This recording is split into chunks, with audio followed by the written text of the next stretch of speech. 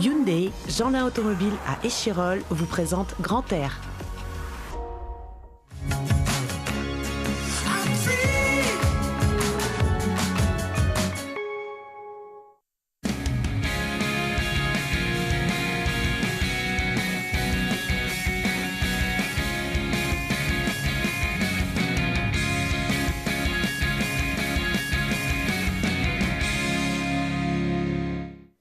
Respirez à fond, c'est Grand Air, le magazine de la montagne et des sports de pleine nature de Télé Grenoble. Aujourd'hui, on vous propose une montagne sans filtre. Dans cette émission, on va partir à la découverte des mondes perdus et des massifs encore inexplorés de notre planète et s'offrir quelques descentes inédites et engagées près de chez nous dans les montagnes de l'Oisans. Et pour aborder ces sujets, j'ai deux montagnards explorateurs dans l'âme à mes côtés. Évrard Van Lenboom, bonjour. Bonjour. Vous êtes le directeur de l'ONG Nature Révolution que vous avez fondée il y a une dizaine d'années pour préserver la biodiversité. Et c'est vous qui retrouvez un peu partout sur la planète des massifs et des mondes perdus. On verra ça tout à l'heure. En face de vous, Aurélien Routins, bonjour. Bonjour. Snowboarder professionnel, Aurélien, d'abord en compétition sur la Coupe du Monde de freeride. Et puis depuis quelques années en mode plutôt exploration, voyage.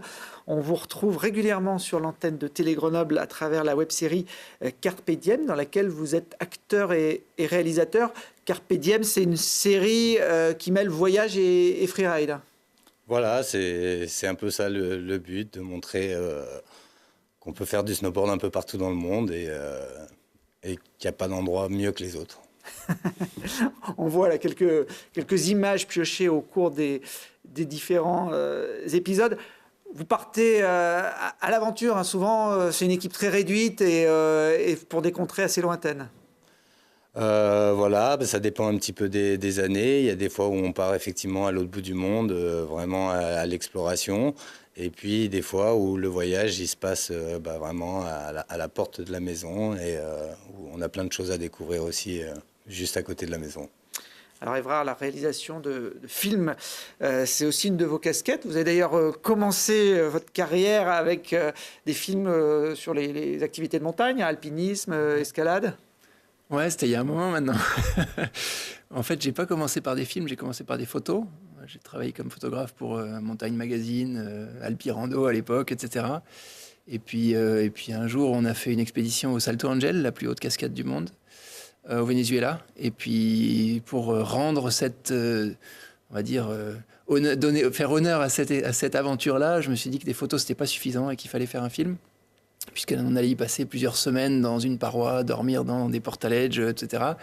Et donc, voilà, j'avais fait mon premier film à ce moment-là. C'était en 2006, donc ça date un peu.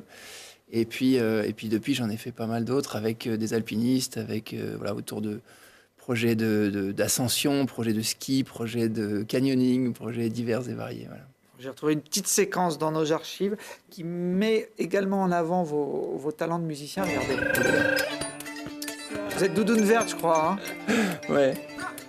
Je sais pas ce que vous faites comme un expert en xylophone, mais ah, c'est le xylophone, j'ai cherché.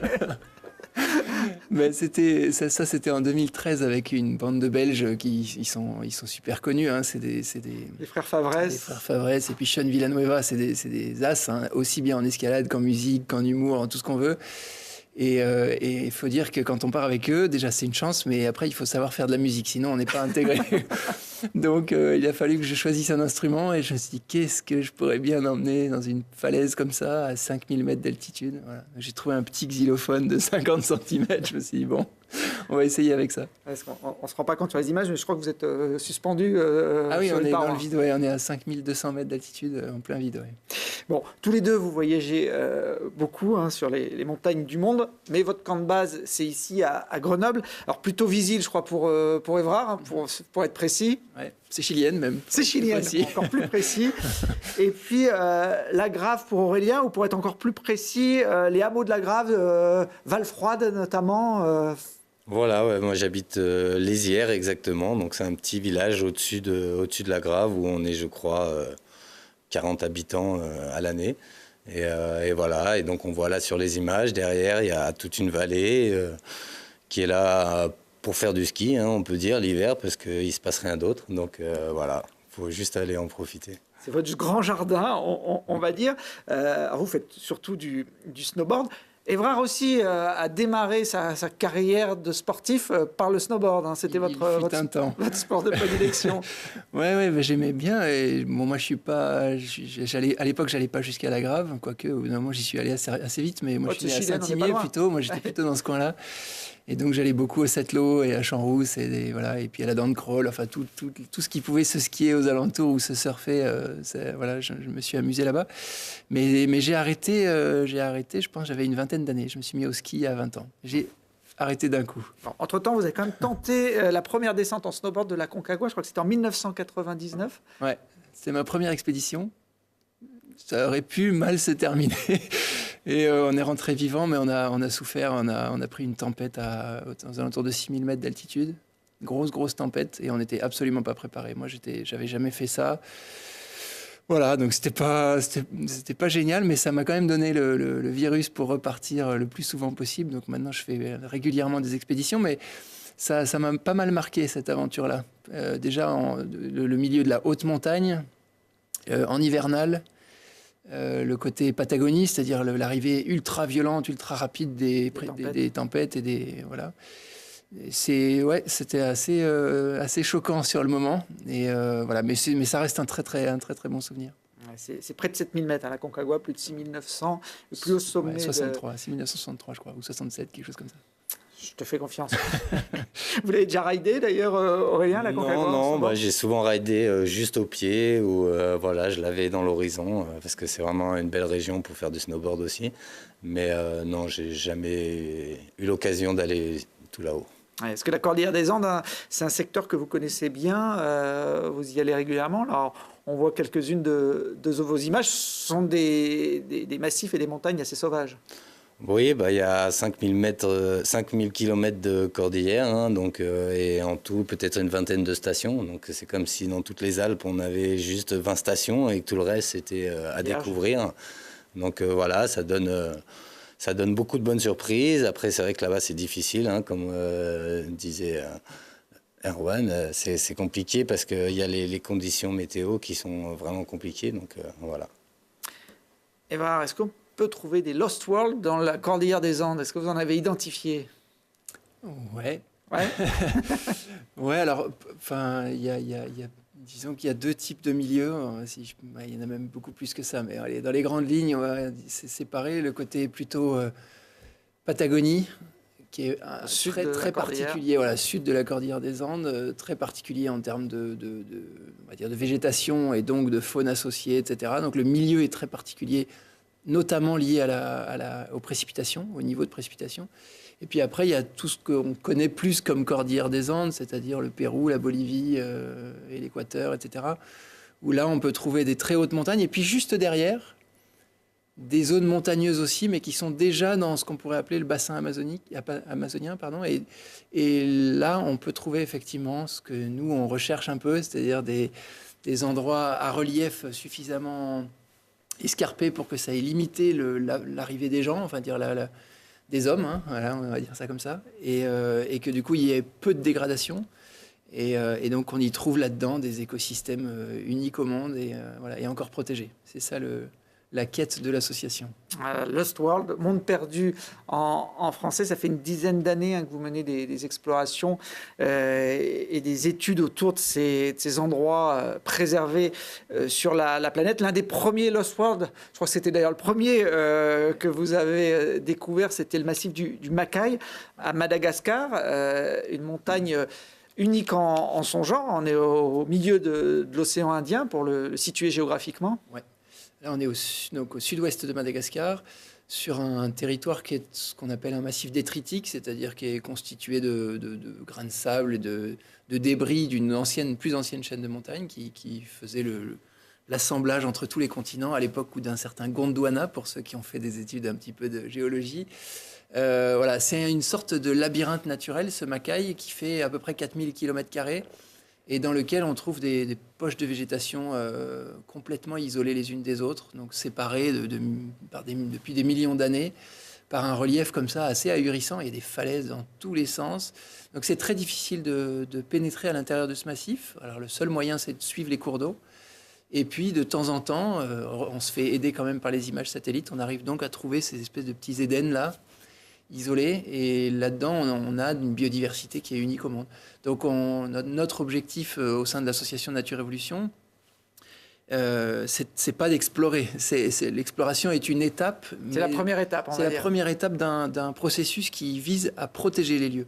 Donc moi, à la base, cette première étape, je la faisais pas en tant que Nature Évolution, je la faisais moi en tant qu'alpiniste, en tant qu'aventurier, explorateur. Voilà, c'était un petit peu ce que j'aimais faire et ce que j'aime toujours faire d'ailleurs. Mais au départ, ça n'avait que cette vocation. Et puis assez rapidement, à force de me rendre compte que partout où on va sur cette planète, il y a des dégradations, il y a des feux de brousse, il y a des attaques diverses et variées d'industries d'huile de palme ou d'autres choses. Ça donne qu'une envie, c'est de faire quelque chose pour protéger ces espaces-là qui sont là, comment dire, on les aime parce qu'ils sont beaux et parce qu'ils sont vierges. Une fois qu'il y a une compagnie minière ou pétrolière qui est venue là, tout de suite, ça perd beaucoup de valeur, beaucoup d'intérêt et, je dirais, de manière définitive. Donc nous, notre objectif, c'est d'essayer de protéger ces territoires-là avant qu'il y ait d'autres intérêts plus néfastes, on va dire, qui s'y intéressent et qui détruisent tout ça. Alors vous y emmenez des scientifiques dans ces lieux inaccessibles. Il faut effectivement avoir une certaine dose, j'allais dire d'aventurier, mais même d'improvisateur quand on part dans des mondes inconnus comme ceux-là. Oui, mais c'est ça qui fait le piment et le plaisir total de ce genre d'expédition, c'est qu'on ne sait pas où on va. Pas complètement, en tous les cas. On ne sait pas si ça va être difficile ou pas de passer. En général, on n'a pas de carte. On n'a que de rares images satellites, mais qui ne donnent pas non plus tous les détails de ce qu'on peut avoir au sol.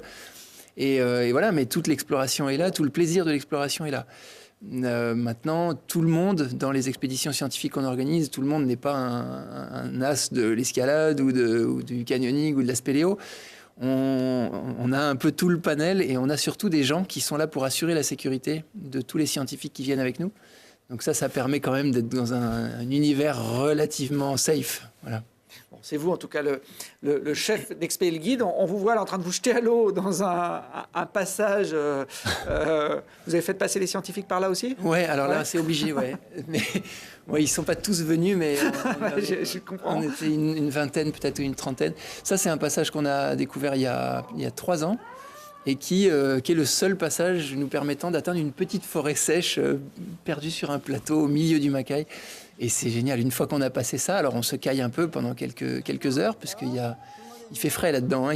L'eau est fraîche et puis surtout il n'y a plus de soleil du tout pendant quelques heures. Mais quand on arrive en haut, on a une sorte de plateau avec une vue fantastique. C'est merveilleux. Et là, étonnamment, on tombe sur des vestiges archéologiques. Alors que tu te dis, mais comment ils ont fait pour venir là, quoi ? C'est pas possible. Donc, il doit y avoir un autre passage qu'on n'a pas encore trouvé.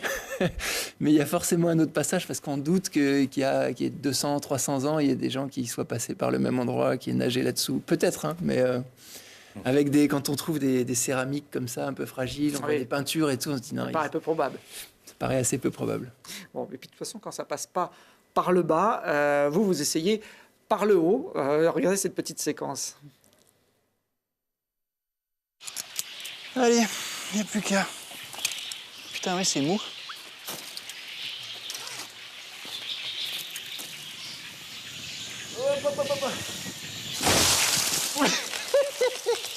Alors ça, c'était bon, ça. Petite erreur d'estimation. Légère, il manquait quelques mètres. Hein. En fait, on avait déjà fait cette tyrolienne quelques années plus tôt. Et j'avais oublié qu'on avait tendu comme des fous pour réussir à franchir. Ça fait quand même 120 mètres à peu près. Et il fallait tendre ça beaucoup plus. Mais... Bon, c'était aussi pour montrer que c'est un métier à risque, le métier d'explorateur et aventurier. Vous y êtes allé assez souvent au Macaï depuis cette première découverte. Ça a changé quelque chose aujourd'hui, ce massif, le fait que vous l'ayez médiatisé, parce qu'il y a eu plusieurs films diffusés notamment sur des chaînes françaises importantes. Alors, il y a la médiatisation qui a certainement joué en partie, notamment pour favoriser d'une certaine manière l'écotourisme Et donc, il y a une sorte de nouvelle activité économique qui a émergé depuis une dizaine d'années maintenant, qui est bénéfique pour les populations locales et qui est bénéfique également pour le milieu, mais on en parlera peut-être un peu plus tout à l'heure. Et puis, il y a tous les efforts que nous, je dirais, on a essayé de faire en termes d'action, de développement social, de recherche scientifique, de développement économique autre que l'écotourisme. On a aussi développé des activités en apiculture, en agroforesterie, etc. Toutes ces choses-là font qu'aujourd'hui, le massif du Macail est dans une phase de réel développement. Quand j'entends développement, c'est-à-dire qu'en gros, on essaye de proposer aux populations locales une alternative aujourd'hui pour qu'ils vivent mieux et plus en harmonie avec la nature. C'est en ce sens que j'utilise le mot développement. C'est pas autre chose que parfois c'est un peu dévoyé.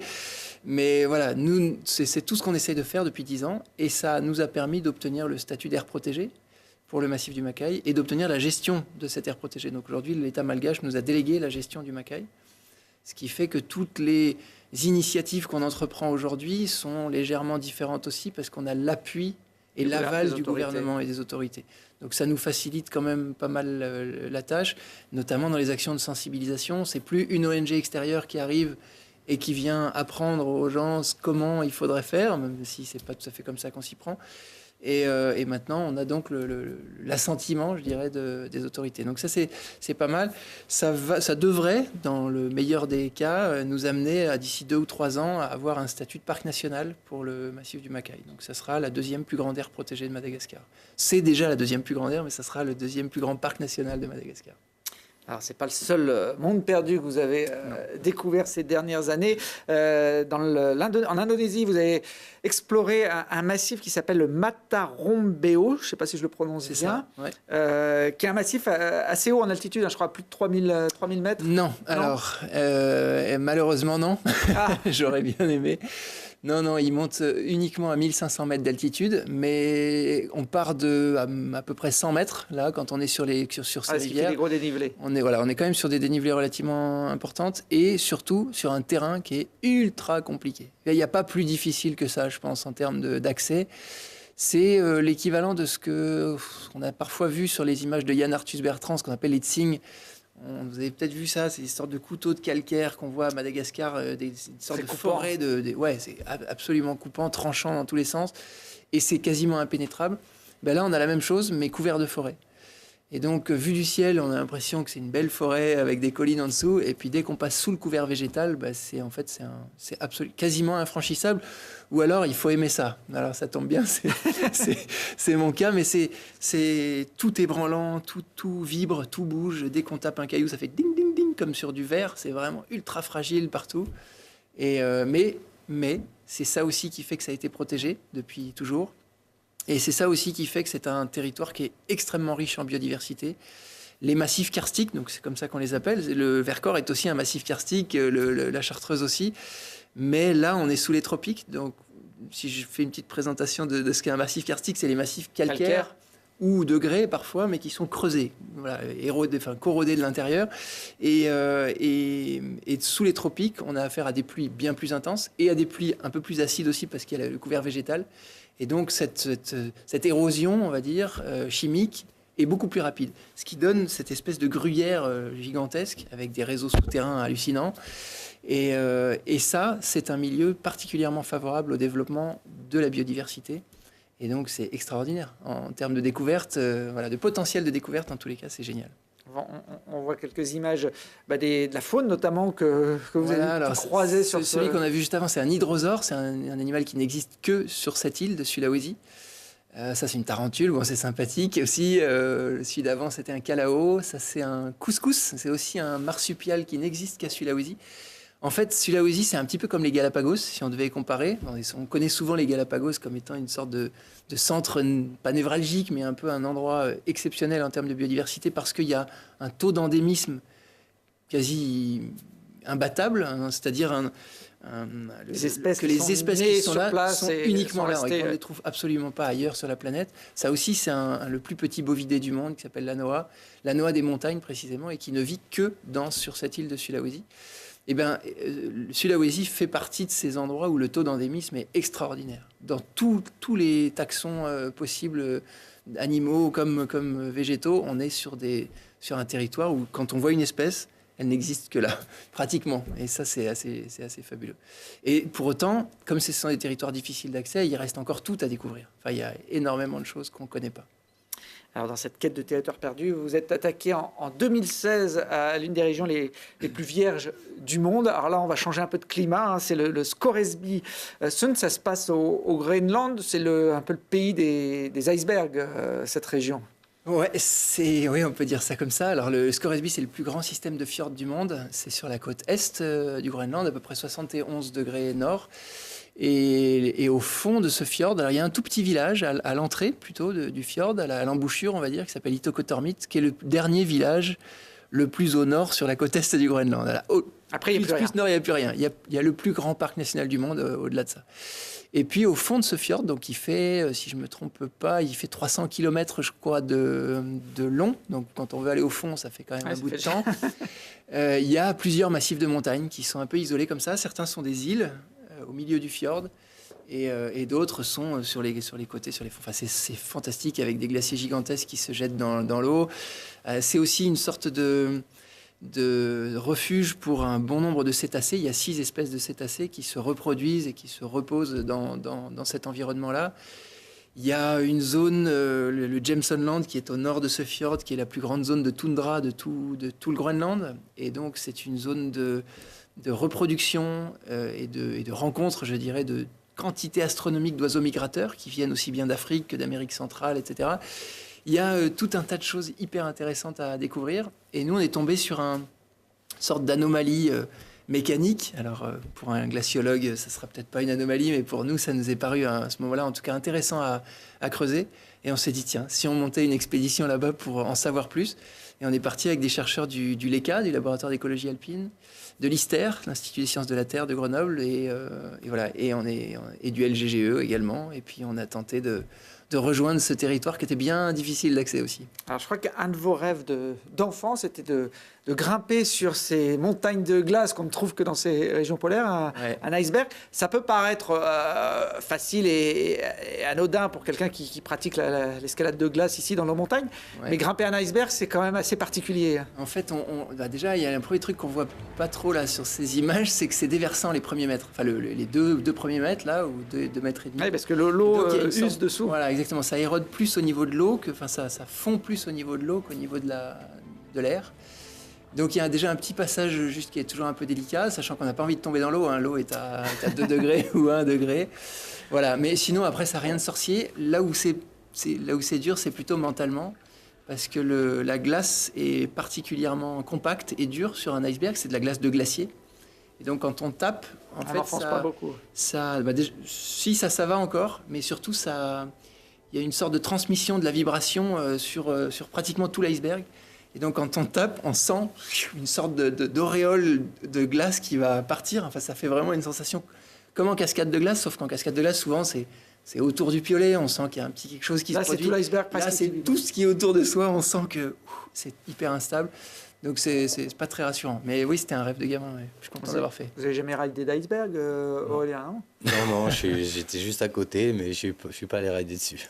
Ça peut être dangereux. Hein. Un iceberg, ça se retourne tout le temps. Donc, quand on est dessus et que... Ouais. Moi, là, c'était pas juste pour le fun. Hein. J'avoue que j'ai profité d'une manip qu'on devait faire, une manip scientifique pour faire ça. Mais à la base, notre objectif, c'était surtout de monter sur un iceberg relativement plat pour pouvoir placer des capteurs dessus pendant une journée, même on les a laissés 48 heures, et les récupérer après. Mais ça voulait dire qu'il fallait qu'on soit relativement certain que cet iceberg n'allait pas bouger pendant quelques heures, quelques jours. Et en fait, on n'en sait rien. Alors, ce qui est rigolo, c'est qu'une fois que tu places tes capteurs, tu repars à ton campement, et puis tu retournes au même point GPS, mais évidemment, l'iceberg, lui, il n'est plus là depuis un moment. Donc, on a tourné pendant des heures, et on l'a retrouvé finalement, je ne sais plus combien de kilomètres plus loin, voilà, et on a pu remonter dessus, heureusement. Alors, vous le disiez, l'objectif de l'Expé, c'était des morceaux de glace un peu plus importants. Sont ces glaciers que l'on voit en Ivage, c'est des glaciers gigantesques, c'est peut-être les plus grands du monde dans cette région. C'est probable, ouais. Alors, je pense qu'en Antarctique, ils sont encore un peu plus grands que ça, mais là, on a affaire sur celui-ci notamment, on a affaire à un glacier qui fait 80 km de long.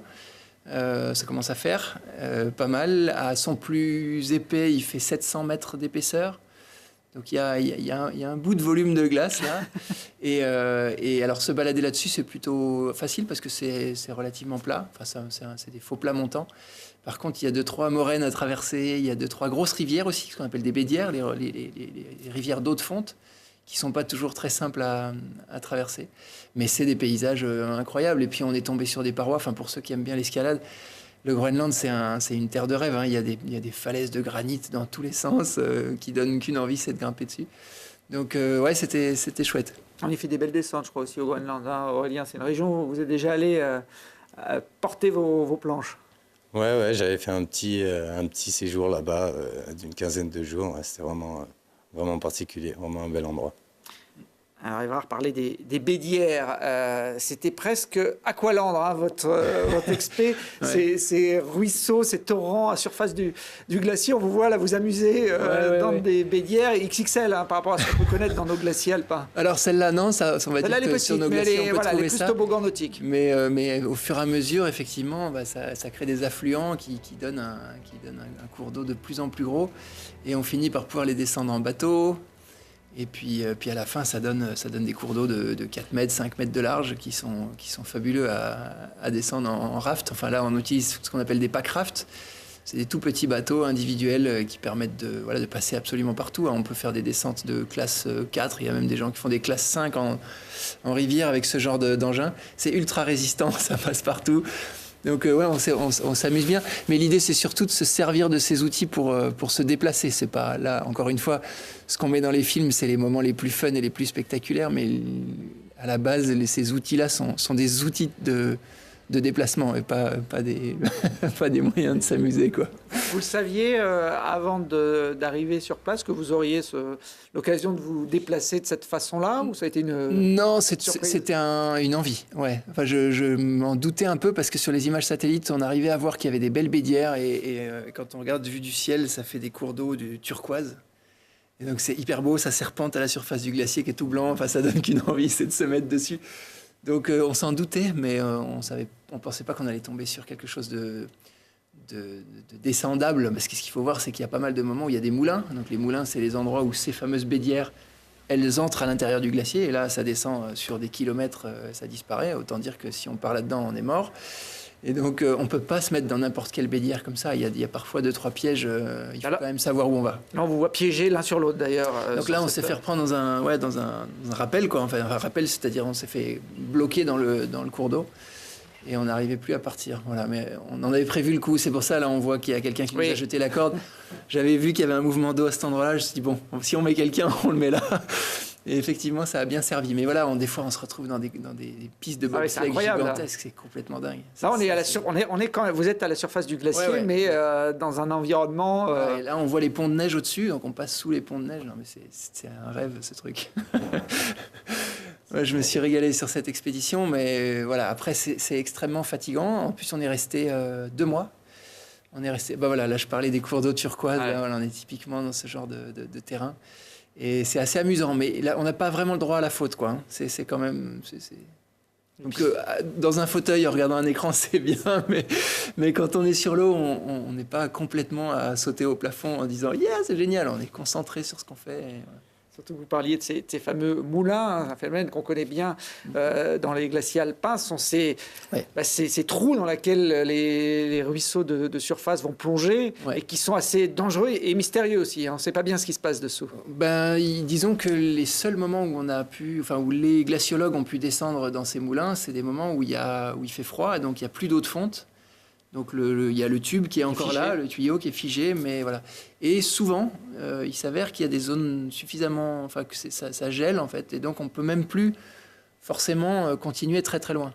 Donc pour l'instant, les plus profonds, je pense, ont été des Jeannot Lamberton, des gens qui m'ont pas mal illuminé mon enfance et mon adolescence, qui sont du coin d'ailleurs, du Vercors. Du Vercors. Et ils ont fait tout un tas d'explorations, notamment dans les glaciers du Groenland, dans les moulins du Groenland. Mais je crois que le maximum doit être autour de 200 mètres, 250 mètres de profondeur. Et nous, un des rêves qu'on avait sur cette expédition, c'était de trouver un moulin qui nous permette de descendre jusqu'à la base d'un glacier. Et bon, évidemment, c'était pas la bonne période. On voulait juste aller repérer différents moulins. Et peut-être qu'un jour, on y retournera plutôt en octobre-novembre, au moment où il n'y a plus d'eau de fonte et où on va pouvoir pénétrer traverser un des moulins complètement le glacier pour arriver jusqu'au ressortir socle. De l'autre côté. Alors, ça fait des parcours souterrains gigantesques. C'est de l'ordre de 15 km à parcourir. On ne sait pas du tout ce qu'il y a dessous, si c'est possible ou pas. Mais un jour, il faudra qu'on aille voir. Ah, là, c'est une vraie plongée dans les entrailles de la Terre. On voit les scientifiques grenoblois qui en profitaient quand même pour installer des capteurs, prendre la température du glacier. Oui, encore une fois, l'exploration, c'est là, dans une expédition comme celle-là, c'est plus un outil pour aller placer des capteurs et ramener de la donnée scientifique. On n'aurait pas fait toutes ces manips si on y avait été juste pour ça. Enfin, je veux dire... On aurait cherché un glacier plus simple, plus proche, et on aurait fait notre premier moulin là-dedans, etc. Là, c'était vraiment parce qu'on avait trouvé ce glacier qui était intéressant. On voulait l'étudier, on voulait comprendre sa morphologie, son déplacement, sa vitesse, etc. Et donc, on a utilisé tous les atouts qu'on avait, tous les outils scientifiques qu'on avait pour obtenir ces résultats. Et parfois, il fallait descendre dans des moulins, parfois, il fallait placer des capteurs sur toute la traversée. Enfin, voilà, il fallait faire tout un tas de choses. Alors vous n'avez pas fait que descendre dans des moulins. On voit là un plongeur en tenue de combat, j'allais dire, avec ses crampons. C'est plutôt insolite comme image. Qu'est-ce qu'il partait faire là ? Alors là, Laurent Marie, c'est un apnéiste du monde polaire, on va dire. Il est spécialisé là-dedans. Il a fait énormément de plongées spectaculaires avec les cétacés des eaux froides, donc les narvals, les orques et autres. Et il a plongé beaucoup sous glace. Et donc, quand j'ai eu envie de monter cette expédition, je me suis dit, il nous faudrait un plongeur pour aller plonger sous les icebergs. C'était ça l'idée. C'était d'abord on voulait étudier le fonctionnement, la fracturation des icebergs, etc. Et puis, quand on a vu ce moulin, on s'est dit, mais il faut qu'on emmène le plongeur là aussi. Il faut qu'il nous dise ce qu'il y a là-dessous. Et donc, il a accepté d'y aller. Il n'avait jamais mis des crampons, jamais mis un baudrier, il n'était jamais descendu en rappel de sa vie. Et la première fois, c'était pour aller plonger dans un moulin. Et il était comme dans un poisson de l'eau. Une fois qu'il était dans l'eau. Après, la remontée sur corde, ça a mis un peu plus de temps. Là, on voit ces images donc, prises dans le moulin. C'est des images pratiquement exceptionnelles qu'on a rarement eu l'occasion de pouvoir filmer. Alors, je ne sais pas trop si ça a été refait depuis. Bon, là, on a quelque part, on n'a pas eu de chance, si je puis dire, parce que le moulin était assez bouché assez rapidement. Là, il est à 6 mètres de profondeur et tout est bouché partout. Il a vu à un moment un trou, un exutoire, quoi, forcément. Et il a senti un courant. Il a préféré évidemment pas jouer. Mais c'est splendide, ouais. C'est de la terre, hein, des fines. Alors c'est pas de la terre, c'est des petits cristaux qui sont arrachés aux montagnes en fait, par le vent, par le gel, qui viennent se poser à la surface du glacier tout au long de l'année. Et puis avec la fonte, justement, ces toutes petites poussières sont embarquées dans les eaux de fonte et viennent se déposer au fond du moulin. Voilà, et ça donne des paillettes comme ça, quand il les soulève, ça fait comme il dit ça, il appelle ça une pluie d'étoiles, et ça ressemble effectivement un peu à ça. Bon, en apnée, sous un glacier, dans une eau qui devait être à quelle température ? Alors elle était à 1 degré, ouais. Ouais, effectivement. Je crois qu'on ne peut pas faire moins. Mais ce qui est étonnant, c'est que ces plongeurs, ils sont tellement habitués à ça, ils savent tellement se mettre dans une sorte d'état second, enfin d'état de métabolisme hyper lent, etc., qu'ils ressentent pas le froid comme nous. Et il est resté une heure dans l'eau sans ressentir le froid. Alors évidemment, il ressortait pour respirer régulièrement, mais pour lui, ça le gêne pas. Moi, je serais resté là-dedans, j'aurais tenu 10 minutes, je pense. Alors, parmi les autres modes d'exploration, puisque là vous avez fait la totale, vous avez également sondé le glacier en mode spéléo. Ça aussi, c'est pas banal, parce qu'un glacier, contrairement à une cavité classique en roche, ça bouge et les trous peuvent rapidement évoluer. Ouais, alors là, on était sur la langue du glacier, donc là, le bout, quoi. Et en fait, on s'était aperçu depuis plusieurs jours qu'on passait là, qu'il ne bougeait pas. bah, il bougeait très très peu. Il fondait en fait sur place, mais il n'avançait plus. Il y avait peut-être plus la même vitesse exactement qu'il y a jusqu'à cet endroit-là du glacier. Donc on a trouvé une ouverture à un moment, et puis on s'est dit tiens, on va aller voir juste. Et puis évidemment, quand on rentre, on voit toujours que ça passe, donc on continue, on pousse encore un petit peu plus loin. Ça, c'est la maladie des spéléos, là, de vouloir toujours creuser un petit peu plus. Alors là, c'était le passage le plus chaud, parce qu'il fallait vraiment se faufiler serré. Et effectivement, là, si ça bouge de 10 cm, on ne peut plus sortir. Mais je sais pas, on était relativement serein, et puis il n'y a pas eu trop de craques, c'était bien. Puis c'est tellement spectaculaire que une fois que tu es dedans, tu ne veux plus repartir. Oui. On comprend très bien. En tout cas, une expédition scientifique exceptionnelle. Hein. Le film s'appelle Scoresby, les murmures de la glace. Il avait été présenté à Grenoble lors des rencontres Montagne et Sciences il y a 2 ans. Il y a 2 ans, et puis il a été diffusé sur Arte. Il est toujours accessible, je crois, sur Arte. Voilà. Et puis il y a un autre film qui est en ce moment sur Arte, qui est justement sur le Macaï, qu'on a évoqué tout à l'heure, qui est encore disponible jusqu'au 18 mars sur Arte TV. Et ben voilà, les films d'Évrard ont fait le tour des médias. On va revenir près de chez nous avec Aurélien. La Grave, l'Oisan, je pense que c'est des montagnes que vous connaissez bien également, même si ce ne sont pas des Lost World, loin de là. Quoique, vers chez vous, Aurélien, au-dessus de la Grave, dans les petits hameaux, l'hiver, il n'y a pas grand monde. Hein. Ouais, c'est un peu un Lost World, hein, moi j'ai l'impression. Au printemps, on croise quelques randonneurs, mais à part les chamois, sinon en hiver, on ne croise pas grand monde. Hein, c'est vrai. Alors c'est un terrain de jeu idéal pour explorer avec les skis ou les snowboards au pied. Hein. Là, on vous voit partir de chez vous pratiquement. Ouais, on part de la maison, on a juste à monter en haut du village et mettre les pots de phoque, et puis c'est parti, quoi. On a vraiment toute une vallée entière à disposition. Donc, et puis il y a vraiment de tout dans cette vallée, des faces sud, nord, est, ouest plutôt. Mais ce qui fait que tout au long de l'année, on peut trouver des bonnes conditions. À part peut-être en ce moment, parce que bon, là c'est vraiment compliqué. Mais sinon, on a vraiment de quoi se faire plaisir un peu tout le temps. Alors il n'y a pas de remontée mécanique sur ces versants. C'est le royaume donc de la peau de phoque, même s'il existe d'autres techniques pour remonter au sommet des montagnes, on va le voir en images. Hein. C'est vrai que c'est une région où on pratique le kite, le snow kite. Ouais, ça c'est au col du Lautaret, hein, plus exactement. Donc c'est un tout petit peu plus loin que la Grave, en descendant sur Briançon. Donc on est tout de suite à 2000 mètres d'altitude, ce qui fait qu'il y a toujours des vents qui sont un petit peu plus forts qu'un petit peu plus bas en vallée. Et là c'est vraiment un bel endroit pour pratiquer ce sport. Hein. On voit et ils on peut remonter au sommet d'une montagne comme ça. Voilà, et puis arriver en haut, soit on range la voile et on la met dans le sac à dos et on redescend en skiant normal ou en snowboard, soit on peut redescendre avec la voile, pareil, qui nous guide et voire même voler un peu comme en parapente. Donc ouais, non, c'est assez sympa de les voir évoluer un peu tous les jours. Chaque fois qu'on passe au col du Lautaret, ils sont là en train de s'entraîner, c'est assez sympa. Ou en train de sauter par-dessus la route aussi. Et voilà, vous pratiquez le kite Non, je pourrais pas dire ça, non, mais j'en ai fait en tous les cas pour des besoins de déplacement. On avait utilisé cet outil-là pour traverser une calotte glaciaire en Alaska et en Patagonie. Voilà, mais je suis pas un expert de la question. J'aimerais bien, mais j'ai pas le temps, malheureusement, pour profiter de nos montagnes. J'ai plus le temps de profiter de nos montagnes, malheureusement. Alors Aurélien, on en profite pour vous, on va dire, et notamment d'une montagne qui se trouve au pied de chez vous, que vous ziotiez depuis très longtemps. C'est celle qu'on voit là sur ces images, les Trois Évêchés, qui est une face difficilement raidable. Hein. Il faut vraiment qu'il y ait des conditions particulières pour pouvoir s'y aventurer. Voilà, ça c'est le premier point. En fait, c'est une face ouest, donc qui prend le soleil quand même relativement toute la fin de journée. Donc ça veut dire qu'il est très difficile d'avoir les bonnes conditions parce que ça coule tout le temps, ou alors ça prend le soleil, ça regèle.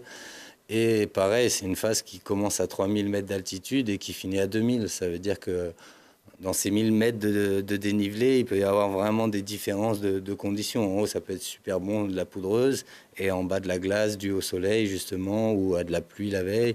Enfin bref, c'est vraiment difficile d'avoir des bonnes conditions dans cette face, et rare. Alors il y en a eu l'hiver dernier, des conditions de neige qui vous ont permis de tenter déjà de monter, parce qu'il faut, il faut grimper au sommet de ces faces qu'on redescend. On le sait quand on monte que la descente sera réalisable? Ouais, ça c'est quelque chose qu'on sait tout de suite quand on monte. Si est-ce qu'on peut passer, est-ce qu'on peut pas passer, est-ce que c'est difficile. Donc ça c'est vraiment un bon point de remonter dans la face une première fois, en tout cas pour bien connaître aussi les passages, où sortir et tout, parce que quand on regarde la face, ça a l'air assez évident. On se dit bah c'est tout droit et en bas tu tournes. Sauf que quand on la voit juste maintenant, là, là on voit que l'itinéraire est moins évident. Là. Exactement. À quel moment il faut que je tourne exactement. Voilà, comment sera la neige. Est-ce qu'il n'y a pas de cailloux. Est-ce que c'est pas de la glace. Donc c'est vraiment important de monter dedans pour reconnaître, comme on dit, pour au moins savoir si on sera capable de descendre ou pas. Alors c'est une première en snowboard, je crois, sur cette face. Voilà, ouais, ça n'avait jamais été fait en snowboard et même en ski. De toute façon, ça n'a pas été fait très souvent. Hein. Il n'y a pas souvent des traces. Hein. Je pense que la dernière fois, c'était il y a plus de 10 ans que j'avais vu une trace dedans. C'est peut-être ça qui m'a dit oh, un jour moi aussi, je ferai la mienne. J'y arriverai. Et voilà. On vous voit là avec votre style plutôt fluide et engagé, parce que ce sont des faces où il ne faut pas tomber. Ouais, voilà, ça c'est des faces où on n'a vraiment pas le droit à l'erreur. Hein, donc ça veut dire l'erreur, elle peut être soit de soi-même, soit d'une avalanche. Donc il faut être vraiment attentif à tout ce qui se passe et il faut vraiment faire attention. Là, on voit qu'en dessous de moi, c'est quand même vraiment spectaculaire, mais on voit même pas encore tout à fait, parce qu'après ça, si jamais je tombe, il y a encore une barre rocheuse. Enfin, c'est vraiment... voilà. Après ça, par exemple, c'est ça, je la regarde tous les matins par ma fenêtre, quoi. Vraiment, en me levant le matin, je la vois, elle est là, sur le côté. Et ce jour-là, quand on l'a fait, je savais que ça n'avait jamais été aussi en bonne condition, quoi. Donc voilà, on a essayé. Et vous avez réussi. Hein. Il y en a qui pourraient se contenter de la regarder simplement, c'est déjà très beau, mais Aurélien va un peu plus loin. On vous a vu avec le piolet à la main. Alors ça sert à la montée, évidemment, mais ça sert aussi à la descente, un piolet, quand on a des faces extrêmes comme ça. Ouais, ça sert beaucoup à la descente. Hein. Ça rassure plus qu'autre chose, parce qu'en vrai, on peut s'en sortir souvent sans aussi. Mais c'est vraiment un bon point, quoi. C'est vraiment un bon point de l'avoir. En plus, on voit qu'il est attaché à moi, donc ça veut dire que si vraiment j'arrive à le planter bien et que moi je peux décrocher, c'est possible aussi qu'il m'arrête. Donc voilà. Non, c'est vraiment un atout. Vous vous faites peur dans des passages comme ça Il m'arrive de me faire peur, là, particulièrement, pas spécialement, mais j'étais très concentré. Et voilà, je savais que la neige était possible, que c'était possible, quoi. C'était pas... En fait, quand on commence à avoir vraiment peur, c'est que c'est déjà un peu trop tard. C'est qu'on s'est déjà mis dans une situation où on ne devrait pas être, je pense. C'est comme Évrard qui était concentré dans les bédières. C'était ludique, mais quand même, on fait gaffe à ce qu'on fait. Alors, vous êtes un freerider expérimenté. Hein. Je disais que vous aviez fait vos gammes sur les Coupes du Monde de freeride pendant plusieurs saisons. Vous avez également réalisé d'autres premières dans le massif, et notamment l'année d'avant, on vous voit là en train de remonter les Combeno. Alors c'est un spot bien connu pour les amateurs de ski de randonnée, justement au-dessus du col du Lautaret. Là aussi, il y avait des conditions particulières, beaucoup de neige. Hein. C'est une face très raide où il faut beaucoup de neige pour pouvoir passer. Ouais, voilà, il y a 2 ans, il y a eu des conditions vraiment phénoménales au printemps, c'est-à-dire qu'il neigeait tous les 2 jours. Après, on avait une journée de soleil, voire 2 journées de soleil, donc ça se stabilise. C'était vraiment bien. Et on a eu des conditions vraiment comme j'en avais jamais vu, en tout cas au col du Lautaret. Et c'est un peu par chance en fait qu'on a réalisé cette première, parce qu'on montait le matin, on voyait que c'était un peu trop dangereux sur la droite, un peu trop dangereux sur la gauche. Bon qu'est-ce qu'il y a ? Regarde là, on dirait qu'il y a de la neige et tout, donc on s'est dit on va essayer. Et c'est plus en rentrant le soir qu'on s'est dit je crois qu'on a fait un truc qui avait jamais été trop fait avant. Après, je me suis rendu compte qu'un skieur l'avait déjà fait. C'est pour ça que j'ai bien mis First Snowboard Descent, parce que effectivement un skieur l'avait déjà fait. Maintenant, il l'avait pas fait dans les mêmes conditions que nous, et je pense qu'il s'était pas fait plaisir comme on s'est fait plaisir. C'est quoi l'inclinaison de la pente ? Je crois que vous utilisez votre téléphone portable pour mesurer l'inclinaison des pentes que vous remontez. Là, on ne le voit pas à cause de la caméra, mais c'est une application qui est créée par Mammouth, qui sert à voir la pente exactement. Et donc là, ça me disait 62 degrés. 62 degrés. 62 degrés, ouais. Effectivement, c'est pas recommandé à tout le monde de s'engager dans une pente à 62 degrés, mais ça permet de faire des descentes spectaculaires. On voit quand même que ça peut être chaud, hein, avec la plaque qui part là sur le haut. Ouais, on voit quand même que ça peut être chaud. Après, c'est quand même aussi, en fait, on la voit bien juste avant que je parte. On voit bien qu'il y a une accumulation à cet endroit. Nous, on l'avait bien vu en montant. Donc encore une fois, en regardant les images, on peut se dire ils font n'importe quoi, c'est dangereux, mais en fait, on avait quand même pas mal calculé de choses. Et c'est vrai que le premier virage, je le fais exactement justement dans cette accumulation de neige pour voir ce qui se passe. Voir si ça va partir, si ça va pas partir. Bon, là, ça part. Au moins, on est rassuré quelque part. Ça veut dire que, a priori, ça bougera plus et que maintenant, c'est que la descente qui nous attend. Alors, cette descente, on peut la retrouver dans l'épisode 15 de Carpe Diem, hein, cette série que vous produisez et qu'on retrouve sur l'antenne de Télé Grenoble, mais également sur Internet. C'est vos sponsors qui vous permettent aujourd'hui de vivre et de faire ces images? Oui, voilà, c'est ça. Hein. Dans notre métier, on doit chercher les partenaires qui nous financent et qui nous aident à réaliser ces beaux projets. C'est un peu la même chose en fait pour Évrard avec Nature Révolution. L'argent, c'est le nerf de la guerre. Ouais. Oui, malheureusement, je dirais, parce qu'on aimerait bien pouvoir se concentrer uniquement sur l'activité et la mission de l'association qui est de protéger la nature. Mais voilà, pour y arriver, on est bien obligé de passer un peu de notre temps, si ce n'est beaucoup de notre temps, à chercher des partenaires et chercher des fonds pour avancer. C'est le combat de toutes les associations et de tous les athlètes aussi, effectivement. Voilà, on s'y fait, on rentre dans ce jeu-là, mais j'avoue que sur la thématique de la préservation de la nature, j'aimerais bien qu'on puisse s'affranchir de ce genre de choses et se dire que tous les moyens sont là pour sauver cette planète et qu'on ne soit pas obligé de courir après le moindre centime pour essayer de sauver une forêt.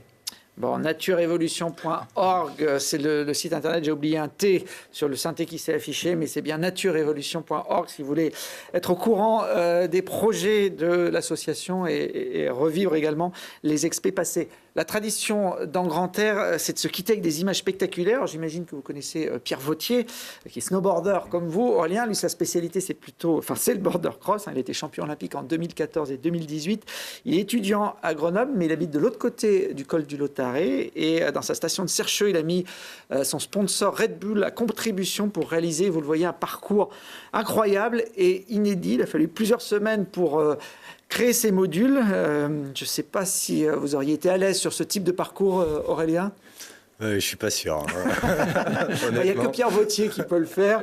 Et je vous propose, pour se quitter, d'embarquer avec lui sur cette descente incroyable de maîtrise. Merci à tous les deux et on se retrouve très vite pour d'autres aventures.